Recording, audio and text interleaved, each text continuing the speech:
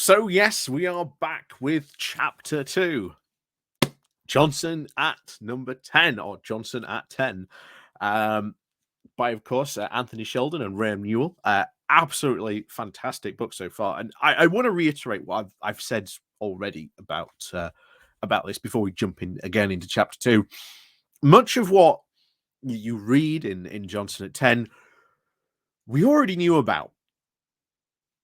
We already knew.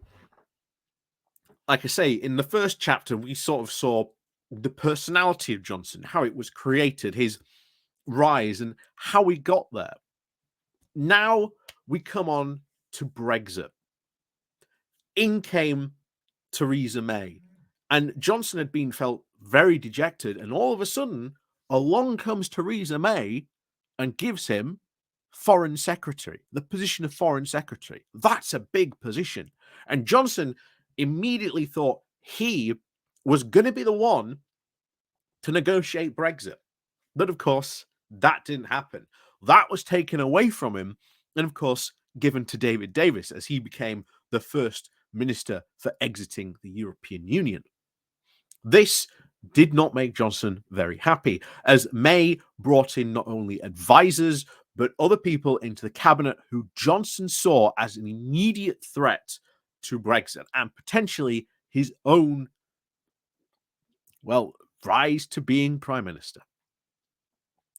Now, one of the key things we always say about this, it was what we are getting here was we are getting quotes, people who were there, people in the room who we know what happened, but now we're given more insight into this. And especially chapter 2. Chapter 2 is fascinating because chapter 2 especially goes over the prolongation of Parliament. And I'm sure we may all remember that little drama and fiasco. But before we, of course, get to that, well, what happened? Well, we all saw it. The taking out of Theresa May and Johnson, well, put in position because he made the big Brexit plays. He did it about resigning, didn't know whether he wanted to resign or not, but eventually resigned. And then out gets taken Theresa May. In comes Boris Johnson with the urge to get Brexit done. And he comes in with this, well, his little point plan was that we were going to leave on the deadline, on the dot, regardless, that we would leave the single market and customs union, and of course, that he would deal with the traitors and then unite the party. And that didn't happen, of course, as we all know. But this was Johnson's plan going in. He wanted and had seen the chaos that had happened, and he wanted and knew full well, once he'd been elected, he had to do Brexit as quickly as possible. And this is where Cummings comes in, especially. Because after all he'd been brought into, number 10 now, he was leader of the party, he was prime minister, he brought in Dominic Cummings. And Dominic Cummings very much agreed with the strategy that they had to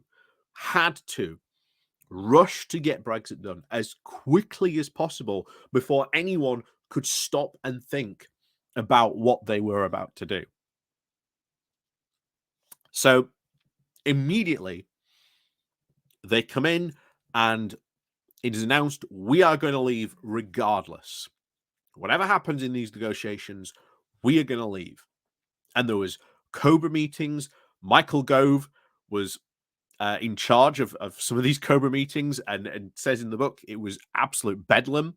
You had civil servants working all hours trying to prepare for any possible outcomes that might happen, and to deal with any plans or contingency plans from a no-deal Brexit.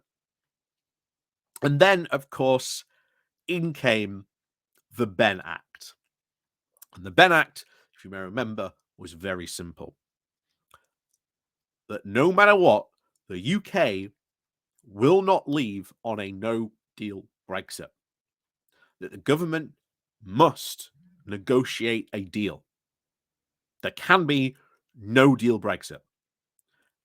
Johnson and Cummings were furious. Of course, it voted, it passed.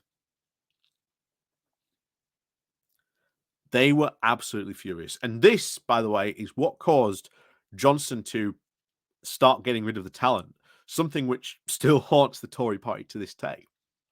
Because most of the Tories that voted for the Benn Act and were publicly against just leaving on a no-deal Brexit, or weren't, shall we say, very hot on the idea of Brexit to begin with, or were like, well, actually, guys, when we campaigned, we'd stay in the single market and customs union.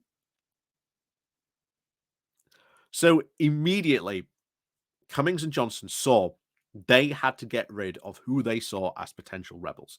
And they knew they had to act hard and fast. Cummings especially pushed for this hard. And at this point, Johnson actually hesitated. But Cummings went to see him, said, no, you have to do this. You have to do this or you are going to lose the party. So on it went. Those who Cummings perceived to be the most dangerous were gotten rid of. Or at least, should we say, had the whip removed from them for voting for the Benn Act. You know, it was very much seen as the Surrender Act. And Johnson would constantly reinforce this idea that this is the Surrender Act. We have surrendered everything. And interestingly enough, just going to the promulgation of Parliament, we actually see that apparently Jacob Rees-Mogg had met with Cummings during the 2017-18 years, after all the very turbulent Theresa May years, to see if there was a way they could prolong Parliament and, or at least prorogue Parliament and try and sneak through a no-deal Brexit. But that's what, interestingly, did not happen. And of course, then what was to happen? Here you have Johnson, a Surrender Act. He's gotten rid, removed the whip from his potential enemies, people who he really doesn't like. And Cummings said, don't worry, we can replace them with good Brexiteers. It becomes very, very, interesting, where I said in the first chapter, how much power do we see Johnson giving up to Cummings? And it started on day one. Cummings pretty much got and was calling the shots.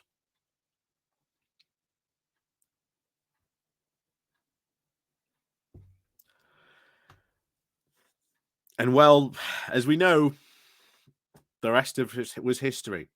Johnson was stuck in a bit of a rut.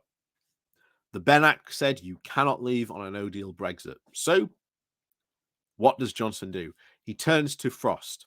Frost, who was again someone he brought in as his time in the foreign secretary, and gives Frost the task: if we go for election, you need a plan.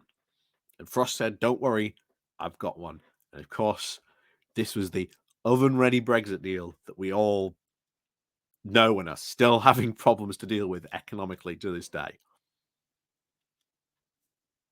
But of course, before we get to that, Johnson had to win an election. And that is where chapter 3 is going to come in.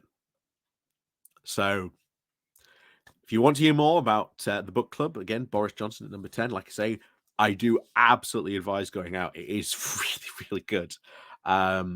especially some of the quotes from people involved and where they were and what they were up to at the time, and even sort of like, you know, third party quotes from like, you know, anonymous civil servants and private secretaries and whatnot who also happened to be in the room said, yeah, that happened. I saw that. It's kind of yeah. So, like I say, next time we come to the book club, we'll be doing chapter 3, of course, the 2019 election, and we'll be going over that. But of course, as always, thank you very much to all the support you guys show. Please do remember to click on the like, share, and subscribe button. Down below, there's the Patreon page. There's the one-off day link called Buy Me Coffee, where you can buy me coffee. And of course, as always, there is the Pony Club and the YouTube thank you button down below as well. So, as always, we'll see you all next time.